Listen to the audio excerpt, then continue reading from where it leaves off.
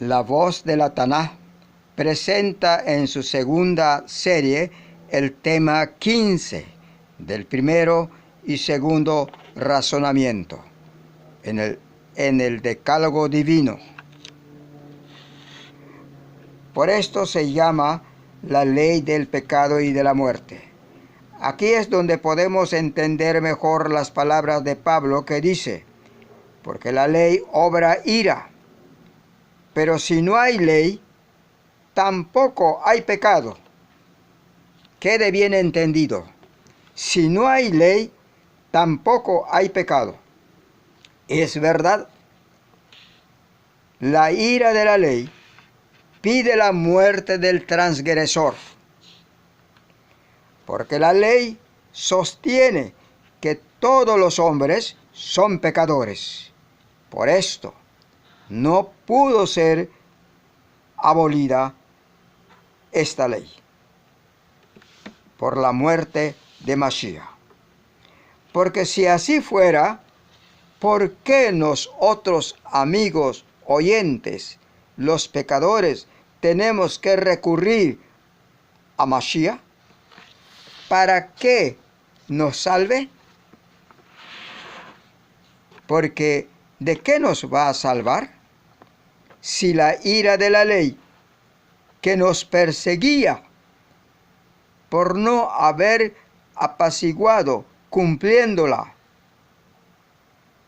como hemos explicado, ya no existe, porque la ley ha sido abrogada. Luego, no somos pecadores, como dice el apóstol. Pero si no hay ley, tampoco hay pecado. Y si no hay pecado, no necesitamos de un Salvador. En este caso, el sacrificio de Mashiach no nos beneficia, ni necesitamos depositar nuestra fe en él. No somos pecadores, porque no hay ley que nos condene. Hacemos mentiroso a Mashiach, porque él dijo: no vine a buscar a justos, sino a pecadores. Ampliándolo un poco más, podemos observar un mundo sin ley, y todos los que lo habitan, si desean, pueden reconocer a Mashiach como un gran maestro, nada más. Sean religiosos, incrédulos, ladrones, criminales o adúlteros, etc. No se puede culpar de pecado, porque la ley ha sido quitada y no habría ni un pago de pecado. Esto va para todos, hasta los que niegan la palabra divina, que no tiene importancia. Un día llegará este momento de ser exigida su actitud en este mundo y cómo vivió ante la ley. El que lo exigía no existe ya, si la ley ha sido abrogada. ¿Es esto así? Mucho cuidado, amable oyente. Reflexionemos. Yeshua dice: no perecerá ni una yod de la ley. Matityahu 5:18. La yod es la consonante más pequeña entre las palabras de la ley en hebreo. La tilde es el signo más pequeño entre las letras de otros idiomas, y no en las palabras de la lengua hebrea, pues no se miden las frases por estos signos pequeños, puntos, comas, acentos, etc. En el tiempo de Yeshua no existían estos signos que ya mencionamos. en Yeshaya, declara: ata el testimonio, sella la ley entre mis discípulos. Yeshaya 8:16. Para concluir en este primer razonamiento, damos gracias a Elohim por habernos ayudado a entender que al desobedecer la ley, el hombre se convierte en pecador. Y el pecado no tiene otro fin sino la muerte eterna. Por esto, el pecado se convierte en la ley de la muerte, que procede desde luego de los 10 mandamientos.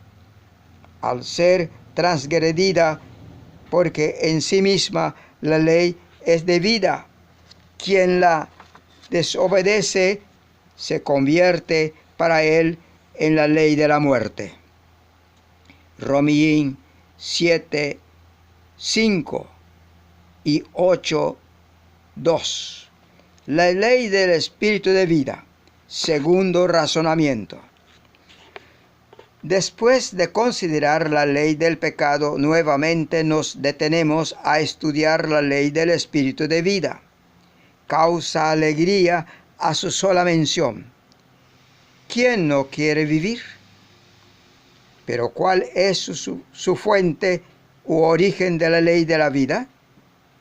No es otra sino los 10 mandamientos de la ley de Elohim.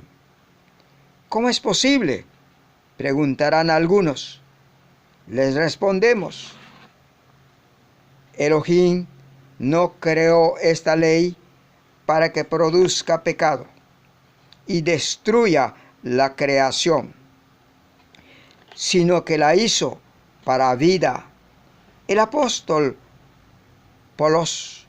Pablo nos explica: y hallé que el mandamiento intimado para vida, para mí era mortal. Romanos 7:10. Y el profeta Ezequiel, entiende de la misma manera: y diles mis ordenanzas, y declaréles mis decretos, los cuales el hombre que los hiciere vivirá en ellos. Yehezquiel 20:11. Más bien, el hombre que cumpla fielmente estas ordenanzas o mandamientos obtendrá vida de ellos.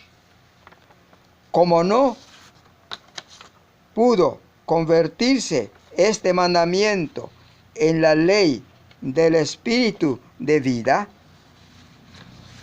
en el antiguo pacto no fue posible decir que el hombre cumplió la ley y obtuvo vida eterna gracias a su obediencia a la ley. Al contrario, la ley no pudo obtener del hombre una obediencia que cumpla su justicia, pues el mismo apóstol Pablo nos dice: porque lo que era imposible a la ley, por cuanto era débil por la carne, Elohim, enviando a su Hijo en semejanza de carne, de pecado, y a causa del pecado, condenó al pecado en la carne. Romanos 8:3. La causa declarada es porque la vida del hombre en la carne es débil, es decir, no puede contra el poder de la carne que lo arrastra a pecar.